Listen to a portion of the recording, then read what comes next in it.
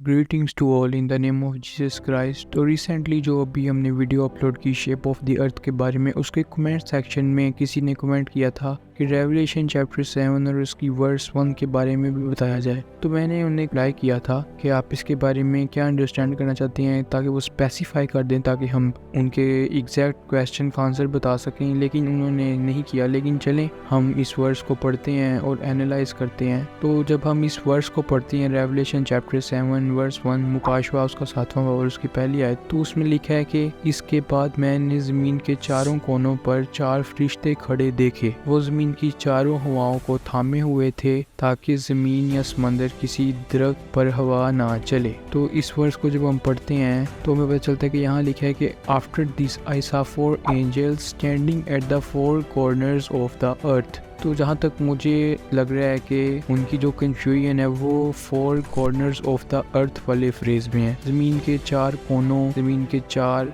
जो कॉर्नर्स हैं उसके बारे में उनको कंफ्यूजन है। जैसे कि यहाँ पे लिखा है कि 4 angels standing at the 4 corners of the earth, 4 फरिश्ते ज़मीन के 4 कोनों पर खड़े हैं। तो ये 4 कॉर्नर्स ऑफ द अर्थ वाला फ्रेज प्रमोट करने की कोशिश कर रहा है फ्लैट अर्थ की थ्योरी को। लेकिन हम इसे एनालाइज करते हैं कि ये क्या चीज़ है, ये किस चीज़ को बता रहा है। जब हम इसको पढ़ते हैं लिटरली तो हमें ऐसा लगता है कि जिस तरह 4 कॉर्नर्स वाली थ्योरी ऐसा सजेस्ट कर रही है कि जिस तरह जो अर्थ है वो फ्लैट है। लेकिन जिस तरह हमने प्रीवियस वीडियो में देखा कि आइज़ाया चैप्टर 40 और वर्स 22 के मुताबिक जो अर्थ है वो राउंडेड है। लेकिन हम इस वर्स को पढ़ते हैं और इस पर गौर करते हैं कि यहाँ पे बेसिकली क्या बताया जा रहा है। तो जब हम इस पर गौर करते हैं तो इसमें जो कंफ्यूजन वाला फैक्टर है वो सिर्फ और सिर्फ ये 4 कॉर्नर्स ऑफ द अर्थ का फ्रेज है। तो जब हम इस पे गौर करते हैं, इसको इन डेप्थ स्टडी करते हैं, तो हमें इसका एग्जैक्ट मीनिंग समझ आता है। तो अभी मैं बाइबल की बेसिक इंग्लिश वर्जन में से रेवलेशन चैप्टर 7 और उसकी वर्स 1 को पढ़ूंगा। वहाँ पे लिखे after this I saw 4 angels in their places. यहाँ तक तो बात सेम ही है जिस तरह हमने न्यू इंटरनेशनल वर्जन में भी पढ़ा, लेकिन इसके बाद लिखा है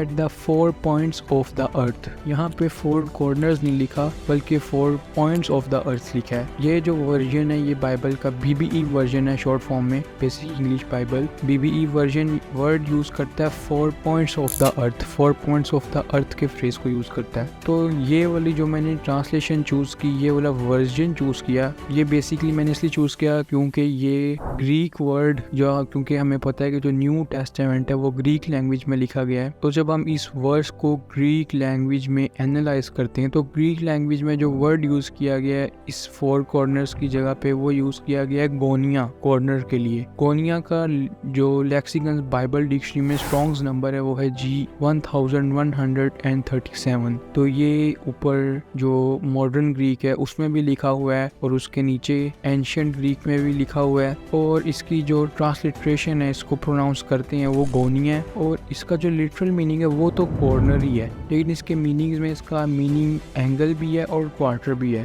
बेसिकली जो एंगल है वो यहाँ पे कॉन्टेक्स्ट के लिहाज से कोऑर्डिनेट साउंड कर रहा है। तो यहाँ पे बेसिकली जो BBE वर्जन है बाइबल का वो यूज कर रहा है 4 पॉइंट्स ऑफ द अर्थ। तो बेसिकली ये जो पॉइंट्स वाली बात है ये 4 कोऑर्डिनेट्स को बता रही है अर्थ के 4 कोऑर्डिनेट्स, 4 गोनिया जो हैं अर्थ के, उनके बारे में बता रहा है, जो कि है नॉर्थ साउथ ईस्ट वेस्ट। तो बेसिकली आप सब जानते हैं कि जो हमारी अर्थ की कार्डिनल डायरेक्शंस हैं जिनको हम कार्डिनल डायरेक्शंस बोलते हैं, जो कि है नॉर्थ साउथ ईस्ट वेस्ट। तो हमारी जो अर्थ स्पेस के अंदर टिल्टेड है वो जितने डिग्रीज के ऊपर टिल्टेड है वो इस अर्थ के कोऑर्डिनेट्स हैं। तो बेसिकली यहाँ पे जो बताया जा रहा है कि 4 कॉर्नर्स ऑफ द अर्थ पे 4 एंजल्स खड़े हैं, वो बेसिकली ये नहीं है कि अर्थ फ्लैट है और उसके 4 कॉर्नर्स हैं और हर कॉर्नर पे एक एंजल खड़ा है, बल्कि अर्थ के 4 कोऑर्डिनेट्स हैं और हर कोऑर्डिनेट पे एक एंजल खड़ा है जो कि कार्डिनल डायरेक्शंस को रिप्रेजेंट कर रहा है। और कार्डिनल डायरेक्शंस बिल्कुल सिंपल है, north south east west. Basically यहाँ पे 4 कॉर्नर्स का एक सिंपल फ्रेज क्यों यूज किया गया, उसके यूज करने का रीजन ये है कि जब हम बोलते हैं तो हमारी जो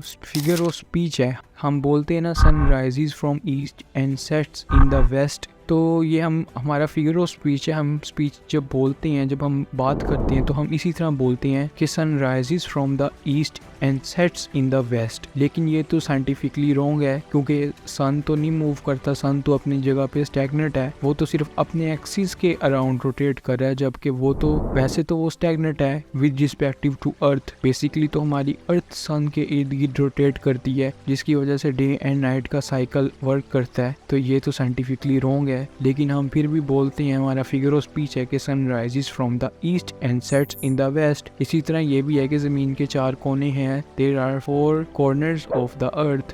Basically it doesn't literally means that there is a flat earth having 4 corners and 4 angels are standing at each. It represents the coordinates of the earth. ये cardinal directions को बता रहा है, अर्थ के coordinates को बता रहा है, नॉर्थ साउथ ईस्ट वेस्ट। तो यहाँ पे बिल्कुल भी कंफ्यूजन नहीं होनी चाहिए हमें कि शायद हम ये पढ़ें और कंफ्यूज हो जाएं कि ये फ्लैट अर्थ की थ्योरी को रिप्रेजेंट कर रहा है। ये फ्लैट अर्थ की थ्योरी को नहीं रिप्रेजेंट कर रहा है, बल्कि सिर्फ अर्थ की कार्डिनल डायरेक्शंस, अर्थ के कोऑर्डिनेट्स को रिप्रेजेंट कर रहा है। और बोलने का जो फिगर ऑफ स्पीच है वो बिल्कुल एक सिंपल वे जिस तरह हम बोलते हैं। इस तरह मैंने एग्जांपल भी दी कि जो हमारा सन है वो ईस्ट से नहीं निकलता, ना ही वेस्ट में वो सेट होता है, बल्कि जो हमारी अर्थ है वो रोटेट करती है, जिसकी वजह से डे एंड नाइट का सिलसिला चलता है। तो ये तो साइंटिफिकली रॉन्ग बात है, लेकिन हम फिर भी बोलते हैं sun rises from the east and sets in the west. क्यों? क्योंकि ये हमारा फिगर ऑफ स्पीच है। इसी तरह ये भी है रेवलेशन चैप्टर 7:1 में भी एक सिंपल स्पीच में बोला जा रहा है कि अर्थ के 4 कॉर्नर्स हैं। तो आई होप कि जो आपकी कंफ्यूजन है वो दूर हो गई होगी। अर्थ हमारी राउंडेड ही है, जैसा कि आइज़ाया चैप्टर 40:22 में भी लिखा है कि अर्थ जो है राउंडेड है, राउंड बॉल जैसी है, जहाँ पे सिर्फ अर्थ के कोऑर्डिनेट्स, कार्डिनल डायरेक्शंस को रिप्रेजेंट किया जा रहा है कि अर्थ की 4 कार्डिनल डायरेक्शंस हैं, अर्थ की 4 कोऑर्डिनेट्स हैं। तो आई होप आपकी जो कंफ्यूजन है रिगार्डिंग शेप ऑफ द अर्थ वो दूर हो गई होगी। तो अगर आप लोगों के और भी क्वेश्चन हैं तो ज़रूर कमेंट बॉक्स में क्वेश्चन करें, और मुझे बहुत खुशी होगी आपके क्वेश्चन